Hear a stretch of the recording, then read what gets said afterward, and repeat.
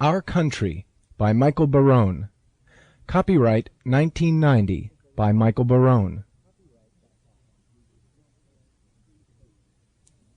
Our Country by Michael Barone. This book is 670 pages long and is divided into 61 chapters. It will be read in two sections.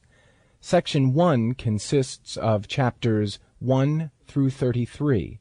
Section 2 of chapters 34 through 61. The book is subtitled, The Shaping of America from Roosevelt to Reagan.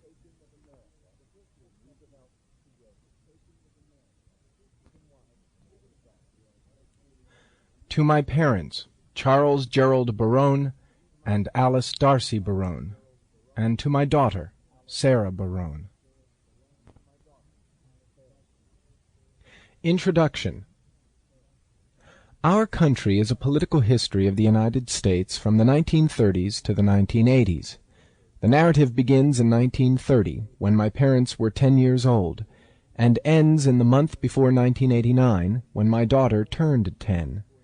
I am trying to tell a public story, a story of public people and public events, but it is also a personal story, an attempt to understand how the country I was born and grew up in became the country I see about me today. The book is undergirded by three guiding theses.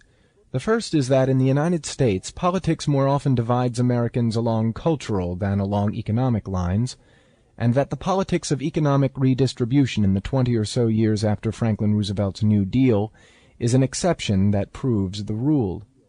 This contradicts the widespread assumption that American politics revolves around questions of economic distribution, over, in the words of the title of a classic political science book, who gets what, when, and how. That position is taken not just by Marxists, but by the progressive historians who began writing a century ago, and whose ideas continue to influence much political writing and thinking today.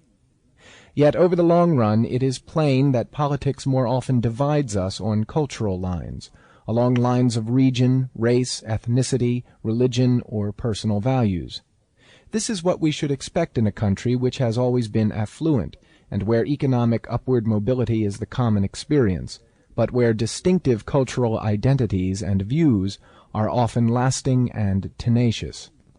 It is natural that our relatively enduring cultural origins and attitudes should be more important more often than our frequently fast-changing economic status. Sample complete. Ready to continue?